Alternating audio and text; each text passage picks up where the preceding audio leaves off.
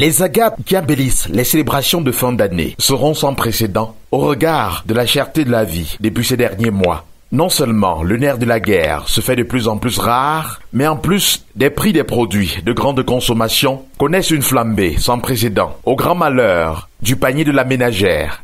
Ah, les prix des produits, c'est grave, hein? On n'arrive même pas à manger, tout est cher au marché. Parfois vous arrivez, on vous dit par exemple le kilo de riz c'est 400, vous voyez le prix sur le sac de riz. Mais quand vous l'achetez, on vous dit non, la variété si c'est 650. Alors on n'arrive pas à manger, tout est cher, tout est devenu cher, on ne sait même pas comment on va passer les fêtes. Oui, il y a une très grande différence. L'année dernière c'était abordable, mais cette année on va de mal en pire. C'est vraiment grave, nous ne savons pas ce que nous allons manger. Déjà l'huile c'est un problème. Les poulets alors c'est la mort. On ne sait vraiment quoi faire. Nous n'arrivons pas à remplir vraiment le panier de la ménagère parce que quand on vient avec 5 000 francs au marché, vraiment on est dépassé. On peut tourner en rond pendant 1h30 parce qu'on ne sait vraiment pas quoi acheter.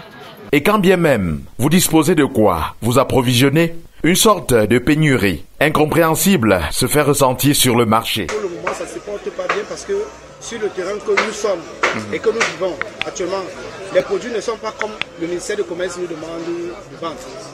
Déjà, quand on arrive sur le terrain, quand on veut s'approvisionner, il y a des produits de base. Déjà, comme l'huile Maillot aujourd'hui, elle se fait rare sur le terrain. Hein? Aujourd'hui, on nous parle, le ministère du Commerce nous fait comprendre que l'huile Maillot coûte 1200. Alors, les grossistes qui vont à la base ne nous permettent pas de pouvoir acheter et revendre. Puis aujourd'hui, vous trouvez le Maillot, si vous ne connaissez pas la personne qui est en face de vous pour le vendre, vous ne pouvez pas le vendre. Comme aujourd'hui, depuis 3 mois, aujourd'hui, je n'ai pas le Maillot. Le problème doit venir au niveau du ministère. Parce que si le ministère essaie un peu de reconnaître où se trouvent les grossistes, hein, ils se positionnent, ils demandent aux petits vendeurs de s'amener se ravitailler.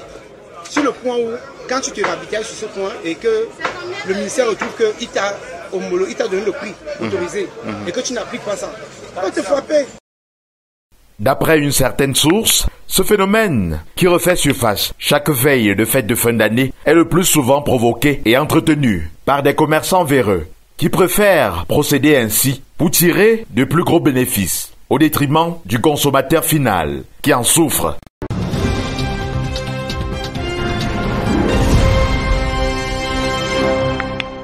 Le marché de la volaille, en cette veille de fête de fin d'année, ne connaît pas la même affluence, comme ce fut souvent le cas les années précédentes. Nous sommes à Vokada, le plus grand marché de la vente de poulets dans la capitale. L'expression faciale des commerçants en dit long sur leur état d'esprit. Donc, je veux dire, au Cameroun maintenant, depuis les années passent, ça va du pire en mal.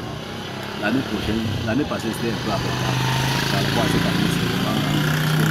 Les poulets sont excessivement chers. Quand vous dites excessivement cher, un poulet comme celui-ci coûte combien? 4 000. L'année dernière, c'était combien? L'année dernière, on en a pour 1 500 francs. Contrairement aux déclarations du ministre du Commerce, qui est souvent passé maître dans l'art de rassurer les consommateurs sur la disponibilité des produits de grande consommation et à moindre coût, seules les familles aisées pourront avoir accès au poulet sur leur table pendant les fêtes, au regard des prix sur le marché. Avec l'activité de poulet, ça ne donne pas de lait. Déjà, le produit, même il n'y en a pas assez. Et l'argent, même il n'y en a pas. Peu de femmes arrivent au marché pour acheter du poulet. Et le poulet coûte tellement cher. Quand vous dites cher, ça veut dire quoi concrètement? Un poulet comme celui-ci coûte combien? Un poulet comme celui-ci, elle coûte 6 500. Auparavant, elle coûtait 5 000. À nos jours, c'est 5 500 et 6 500. Et on n'arrive même pas à acheter. Et pour trouver même, c'est pas facile. Hein. Les produits, il n'y en a pas, l'argent, il n'y en a pas. Un peu de gens viennent au marché acheter. En temps normal, le marché de poulet commence à bouger normalement à partir du 1er décembre. Le marché bouge normalement si bien que tu te dis que la fête a commencé. Or, cette année, ce n'est pas le cas. Nous sommes à quelques jours de la fête, mais le marché, il n'y a pas l'affluence. Du côté des aviculteurs, cette rareté du poulet sur le marché s'explique par l'augmentation des prix de la matière première qui participe à la production de cette denrée fortement sollicitée. La solution n'est pas pour maintenant. Les inconditionnels consommateurs du poulet doivent ménager leur bourse ou tout simplement passer à autre chose.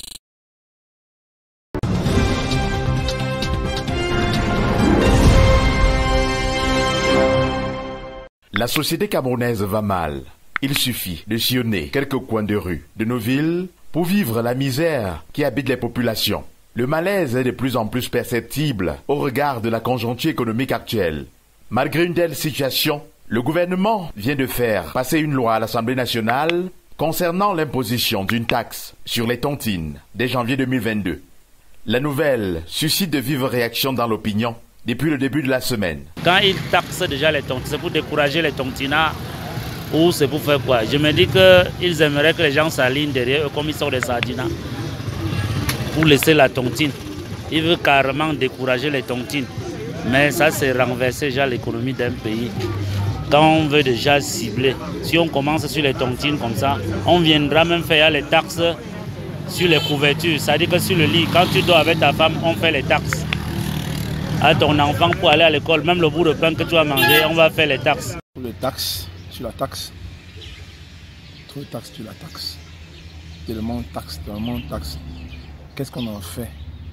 Pour interrogation, maintenant il faut regarder, maintenant il faut déjà taxer les tontines. Est-ce que ça ne pousse pas davantage les gens à devenir davantage hostiles? L'État est là pour rassurer ces populations et non pour les rendre hostiles. Les populations s'insurgent contre cette taxe de trop, qui selon elles participera à enrichir davantage les voleurs à col blanc, qui s'engraissent depuis bien longtemps au travers de l'argent de contribuables. Dans ce pays, nous payons trop de lois, nous payons trop de taxes et nous ne savons pas à quoi ces taxes servent. Mais tous les gens vont entendre que les millions ont payé des milliards. Alors finalement, est-ce que c'est une lutte contre les plus faibles? Ceux qui sont riches là, ils comprennent que ce n'est pas derrière un pauvre qu'on peut prélever pour évoluer. À partir de tous ces riches-là, tous ces grands hommes qui paient des bons de carburant de 100 millions, on diminue un peu là-bas, on va faire évoluer le Cameroun. On ne peut pas courir sur le Bayam Salam qui a fait sa taxe, qui a fait ses petites tontines pour couper la taxe là. Ça ne peut pas aller. Inacceptable. Cette loi, qui intervient à une période de malaise financier, ne passera pas, d'après le peuple, qui dit n'avoir jamais été consulté. On impose, c'est-à-dire qu'on s'assoit dans un bureau et puis on réfléchit et puis on impose. Dans les bureaux feutrés, là on impose des lois aux gens. Et c'est regrettable simplement. Il faudra donc attendre janvier 2022, date de son entrée en vigueur, pour savoir si le gouvernement va revenir sur sa décision.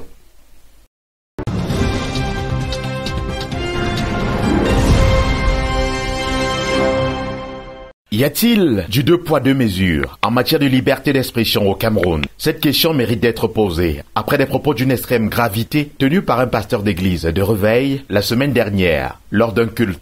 Le nommé Caleb Ngouatangana, promoteur de l'église Le Tabernacle de la Liberté, situé au quartier Jouvence à Yaoundé, n'est pas allé du dos de la cuillère pour dire ce qu'il pense au sujet des Bamileke et des anglophones. L'esprit Bamileke là doit être vraiment attaché. Et les anglophones. Les esprits là doivent vraiment être attachés. Les Bamileke ne peuvent pas prendre le pouvoir dans ce pays. Hey, jamais.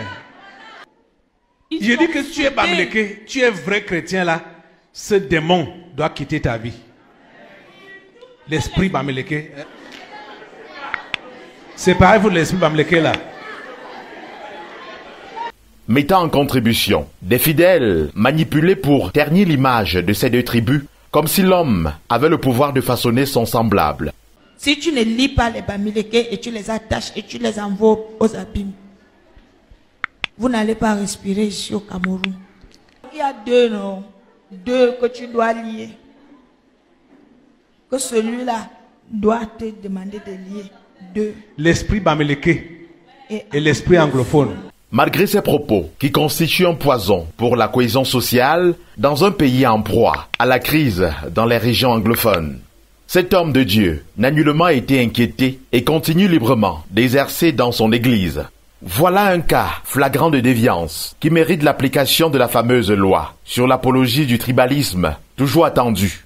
La plainte déposée au tribunal contre cet homme de Dieu pour arnaque et propagation de fausses nouvelles par des anciens fidèles de cette église va-t-elle avoir un impact au regard du silence qu'on qualifierait de silence complice de certaines autorités depuis que cette affaire fait grand bruit.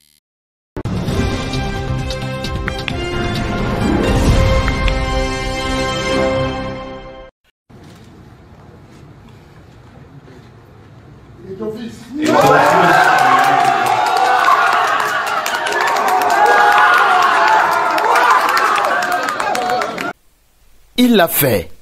Réussir là où ses prédécesseurs ont échoué.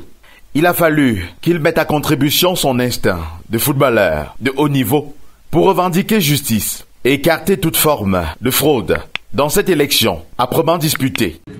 Cher père, est-ce que vous-même, vous êtes fier de ce que vous avez fait pour père? Moi, mon père, David Eto, m'a toujours dit, quand un père est mauvais, c'est un sorcier. Ce n'est pas possible. Bien sûr. Comment il y a un seul? Vous ne nous associez pas. Vous décidez vous seul. Vous devez nous convoquer. Tous les candidats. Tous les candidats. Maintenant, vous choisissez un bulletin unique. On a fait rentrer des bulletins. Ça ne peut pas passer. Quel test? Quel test? Montrez le test. On va vous le montrer. Vous allez nous... Le texte des sièges aussi. Le test indiquait le siège. Le texte qui dispose que... Ils ont déjà coché certains bulletins. Donc, moi je vais vous dire, même si vous voulez aller bulletin unique, je vais vous dire, cher père, vous allez signer sur chaque bulletin. Systématiquement. Le vice-président va signer sur chaque vice-président, sur chaque bulletin. Et vous allez mettre vos cachets. C'est la seule chose qui sera valable. Vous allez contre-signer. Nous savons ce que vous avez prévu. Samuel Eto'o-Fils a déjoué toutes les incertitudes de la veille de l'élection qui présentait Seydou Bobo Njoya, son principal challenger et président sortant, dans une posture de vainqueur. Sa joie débordante à la lecture du résultat final est le couronnement d'un travail stratégique mené des mains de maître avec l'équipe constituée autour de lui pour une cause juste, celle de relever le niveau du football camerounais et l'éloigner de ses prédateurs. À peine élu, le nouveau président de la Fédération camerounaise de football a pris fonction dès le lendemain. Une équipe de football, c'est d'être au service des autres. Chacun d'entre vous a sa place. Et sa place, elle est importante pour le résultat final. Nous, nous ne jouons pas, mais nous sommes au service de ceux qui jouent. Alors, je vous prie juste une chose. Chacun d'entre nous doit donner le meilleur de lui-même. On n'a pas beaucoup de temps. Pour le moment, nous avons une CAN qui se prépare. Nous devons tout faire. Tout faire. Ce que le ministre aura décidé que nous devons faire, nous devons chacun de nous tout faire pour que nos frères n'aient aucun souci.